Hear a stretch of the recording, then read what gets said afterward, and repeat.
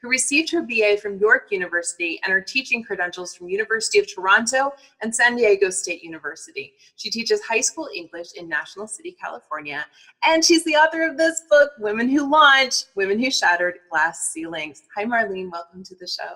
Thanks for having me, Susan. Oh, I liked this book so much. And I love that it's this series of stories about women who have done great things throughout history. It's so inspiring.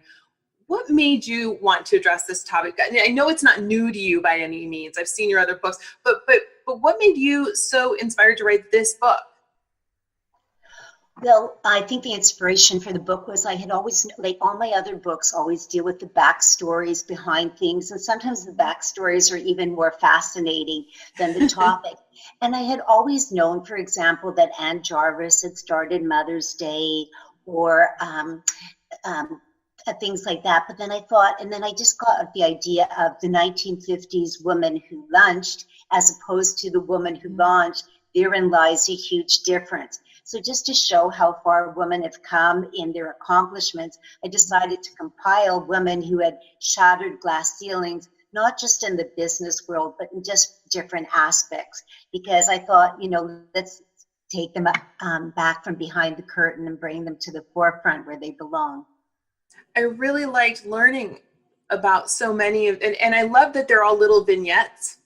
And so you can pick this up, you can read it a few minutes, you put it down, go do something. You know, it's kind of one of those books that you can really like sit and read for a long time. And then it's another book that can kind of be like, it could almost be a women's daily inspirational because I think that it's such a surprise that there are so many, there's some things I was like, oh yeah, I forgot I knew that, you know, and you kind of, it stirs a little thing in your memory, but there are things in here that were almost in spite of.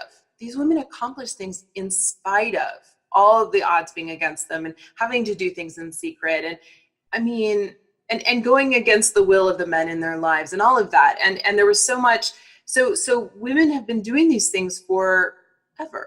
And I loved that. I loved that notion. And it made me feel stronger as a woman, made me feel proud of these things. What do you think that these women have in common that women could draw from, that women could learn from today?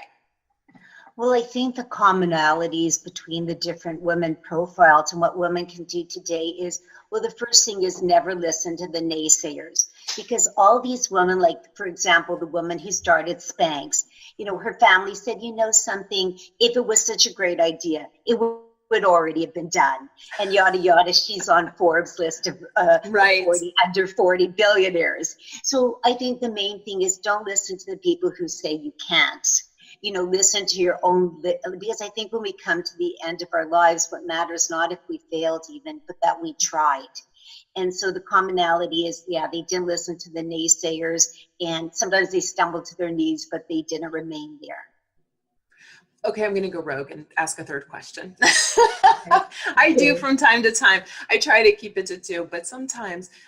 So is there, do you think, something special about these? I mean, these women are women who did big, legendary things. Is there something special about them?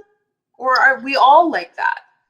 I think that they were just ordinary women who did extraordinary things. And that's another thing to bring to the book. Like, you know, sometimes you can say, people will think, oh, I don't have the right credentials. I didn't go to the school